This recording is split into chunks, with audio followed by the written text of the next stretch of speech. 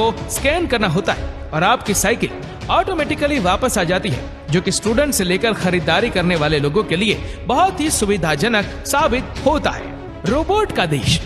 आपने कई हॉलीवुड फिल्मों में रोबोट्स देखे होंगे जो भविष्य को दर्शाने का काम करते हैं, लेकिन आपको ये जानकर हैरानी होगी कि जो रोबोट पूरी दुनिया के लिए कल्पना है वो वर्तमान में जापान की आन बान और शान है। जापान के ज्यादातर रेस्टोरेंट्स में रोबोट्स ही काम करते हैं और कस्टमर को अटेंड करते हैं।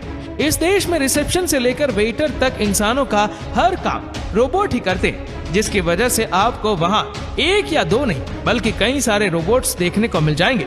इसके अलावा फैक्ट्रियों, स्पेस स्टेशन और मेडिकल सेक्टर में भी रोबोट ही काम करते हैं, जिससे इंसान को दूसरे बिजनेस संभालने में सहूलियत मिल जाती है। आपको ये जानकर हैरानी होगी कि महामारी के दौरान अस्पतालों में रोबोट ने इंसानों का इलाज किया था और उनकी देखभाल की थी।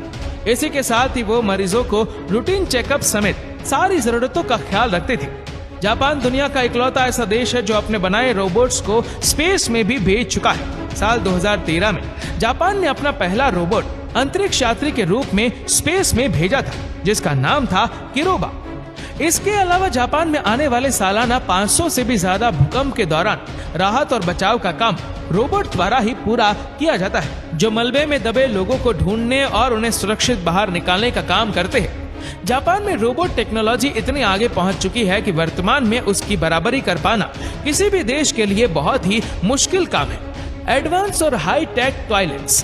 किसी भी देश में पब्लिक टॉयलेट का साफ सुथरा होना ही सबसे अहम होता है। जापान में आपको हर शहर में ऐसे एडवांस पब्लिक टॉयलेट्स देखने को मिल जाएंगे, जिसके फीचर्स देखकर आप भी चौंक जाएंगे। इस देश में हर 1 किलोमीटर के दायरे में कम से कम 3 पब्लिक टॉयलेट्स होते हैं, जो बहुत ही साफ सुथरे और हाइजेनिक होते हैं। इसी के साथ ही इन टॉयलेट्स पर लगी सीट में ऑटोमेटिक टेम्परेचर कंट्रोल सिस्टम लगा होता है, जिसकी वजह से अगर आप सर्दियों में टॉयलेट सीट पर बैठते हैं तो वह अपने आप गर्म हो जाएगी। इसी के साथ जापान के एडवांस टॉयलेट में ब्लड प्रेशर, यूरिन और वेट चेक करने के लिए अलग अलग मशीनें भी लगी होती है, जिसे आप फ्री में यूज कर सकते हैं। इसी के साथ ही इन टॉयलेट के जरिए वाटर वेस्टेज को भी रोका जाता है, क्योंकि इन टॉयलेट के फ्लश के ऊपर वॉश बेसिन लगा होता है। ऐसे में हाथ धोने के बाद पानी बर्बाद होने के बजाय फ्लश टैंक में जमा हो जाता है, जिसे टॉयलेट यूज करने के बाद सफाई के लिए इस्तेमाल किया जाता है। इसी के साथ ही जापान के एडवांस टॉयलेट में फ्लैश का साउंड कंट्रोल करने के लिए सेंसर लगे होते हैं, जिसकी वजह से जब कोई टॉयलेट में फ्लश करता है तो उसकी आवाज बाहर नहीं जाती है। बुलेट ट्रेन का आविष्कार।